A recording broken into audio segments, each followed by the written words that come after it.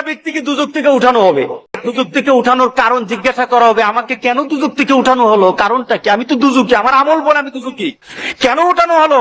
তখন সে বলবে যে আমাকে কি কোন নবী সুপারিশ করেছে? আমাকে দুজক থেকে উঠানোর জন্য নবীকে সুপারিশ করেছে? ফেরেশতারা বলবে না, নবী করে নাই। কে করেছে?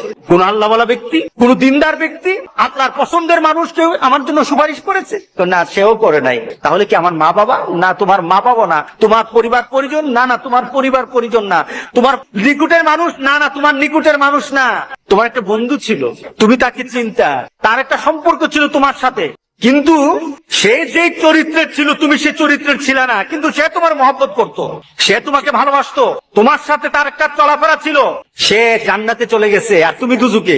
সে জান্নাতে তোমাকে খুঁজতেছিল, আমার বন্ধু কোথায়, আমার বন্ধু কোথায়, সে খুঁজতেছিল তোমাকে। তখন আল্লাহকে বলেছে, আল্লাহ আমার বন্ধু কোথায়? তোর বন্ধু তো দুজকে, তোর বন্ধু তো দুজকে।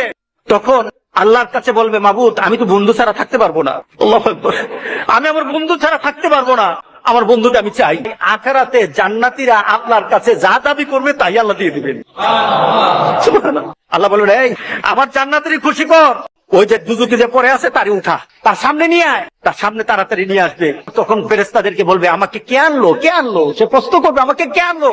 ওই যে তোমার একটা দুনিয়াতে বন্ধু ছিল, সে নামাজ পড়তো, সে দিনদারি ছিল, সে আল্লাহওয়ালা ছিল, তোমার জন্য ভালো চিন্তা করতো, কোনোদিন খারাপ চিন্তা করতো না, তোমার জন্য শুধু দুনিয়ার চিন্তা করতো না, আখিরাতের চিন্তা করতো। সে দুনিয়ার চিন্তা করে তোমাকে বন্ধু পেয়েছে, আখিরাতে তোমাকে বন্ধু পেয়ে সেখানে পাওয়ার জন্য কথা বলেছে।